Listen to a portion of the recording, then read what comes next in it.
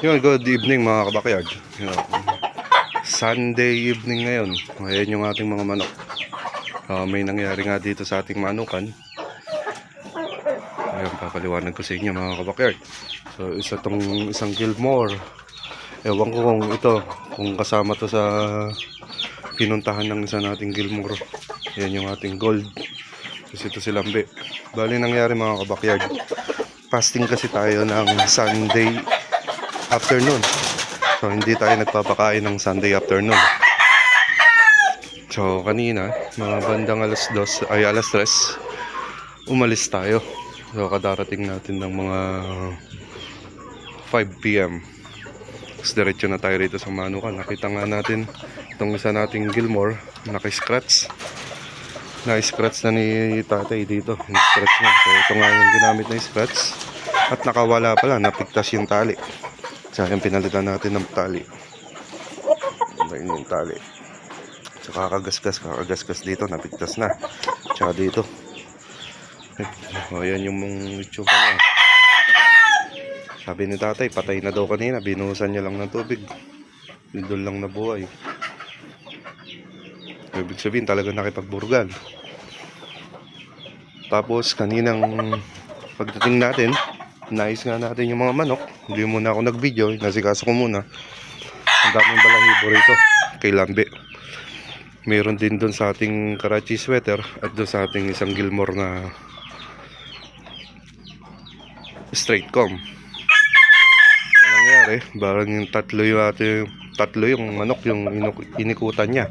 Meron din doon sa pwesto ng Heaven's Grey natin. Yun yung Heaven's Grey natin. Meron din balahibo. Ewan ko kung kasama yung Heaven's Grey sa pinuntahan nitong nakawala nating Gilmore.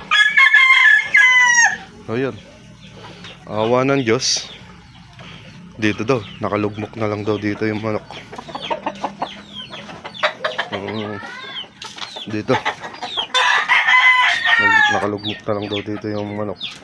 So kaya possible kasama to sa pinuntahan niya. Itong tatlo. Itong straight comb natin na Gilmore. Yung ating Karachi sweater at yung sa Lambe. Yung tatlo nga yung kanyang pinuntahan. Tatlo yung kanyang nakalaban. Awa ng Diyos mga kabakyard. Ay buhay pa rin. Kahit siguro napuruhan pero buhay pa rin. Yun siya.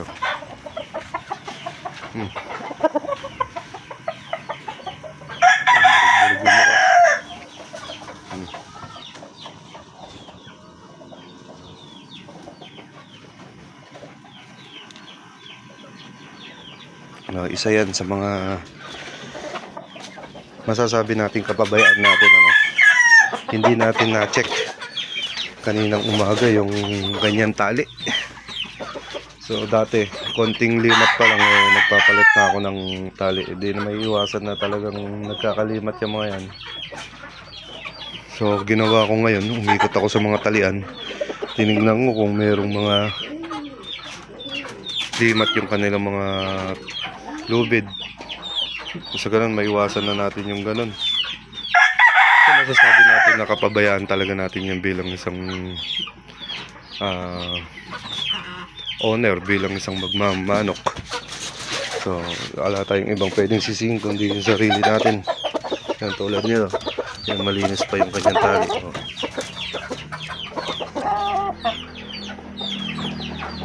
Ito. Yan, may ano rin sa mukha. So possible talaga ito. Isa sa mga nakipagburugan. Ito rin ating straight comb. Yan mayroon din siyang mga pasa sa mukha. So possible din na pagburgan to. Pero doon palagay ko di na siya umabot. Itong Heaven's Grey. Itong Heaven's Grey may pasa rin sa mukha. Kaya possible din yan may ano rin sa mukha. Kaya possible din na nakipagburgan yan. Doon sa nakawala natin na Gilmore. Tapos naglinis tayo rito. Nalis natin yung mga ihipot. So yun yung update sa ating mga manok.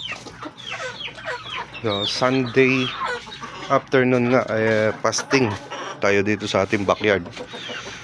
So nangyari, umalis tayo kanina at aksidente na hindi natin inaasahan na ganun nga yung nangyari. Nakawala yung isang manok at nakipagburugan. Swerte na rin tayo at hindi na matay yung ano natin, pero siguradong napuruhan to. Kaya ayun, inayos ko muna siya. Hinilamusan ko, kinalkal ko yung bibig para yung mga, kung meron buong dugo o kaya may laway na malapot, inalis natin yan sa kanyang lalamunan. Hindi siya ma-choke. Ito talagang lemon natin, si Lambi. Talagang dyan ako maraming nakitang balahibo. Tsaka yung pagod ni Lambi, iba. Tapos yung pakpak ni Lambi halatang ano, talagang kala mo nakipaglaban talaga. So yun lang mga kabakyard, yung ating update dito sa ating panukan. In-update ko lang kayo, mahaba na yung ating video. So isa lesson learned sa ating mga kapwa backyard, sa ating kapwa magmamanok, na laging i-check yung talian ng ating mga manok. Laging i-check yung hindi lang yung mga manok mismo, pati yung talian. Minsan hindi natin madalas natin nakakaligtaan. Nakapokus lang tayo sa itsura ng manok, sa katawan ng manok, pero yung talian hindi natin napapansin. So lesson sa atin to. Although ilang beses nang nangyari to na agapan, pero yung ngayon talaga is aksidente. So, hanggang sa muli mga kabakyard, dito na lang yung ating video. Na-update ko lang kayo sa ating manukan.